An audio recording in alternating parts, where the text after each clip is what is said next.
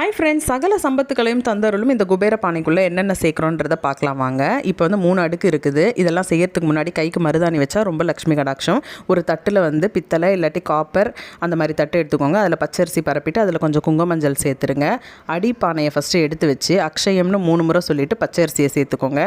அதுக்கு நடு பானையை எடுத்து வச்சு அக்ஷயம்னு சொல்லி துவரம்பருப்பை சேர்த்துக்கோங்க.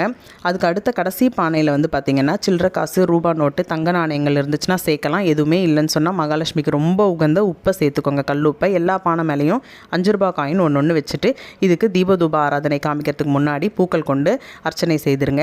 எங்கள் வீட்டில் எல்லா செல்வமும் சேர்ந்து இருக்கணும், தனதானியத்துக்கு குறைவு இருக்கக்கூடாதுன்னு சொல்லி குபேரருடைய மந்திரங்கள் தெரிஞ்சால் சொல்லுங்கள். குபேரருக்கு இந்த காசு இறைச்சா ரொம்ப பிடிக்கும். இந்த மாதிரி இறைச்சிட்டு அவருக்கு தீபதூப ஆராதனை காமிச்சு முடிச்சுட்டு இந்த பானையை எடுத்து நம்ம வடக்கு திசையில் வச்சுட்டு பூ போட்டு நம்ம அர்ச்சனை பண்ணணும். ஒவ்வொரு வியாழன் வெள்ளியிலையும் இதே போல் பூஜைகள் பண்ணிவிட்டு மாதத்தில் ஒரு தடவை இதில் இருக்கிறதெல்லாம் மாற்றிக்கலாம். வீடியோ பிடிச்சிருந்தா லைக் பண்ணுங்கள்.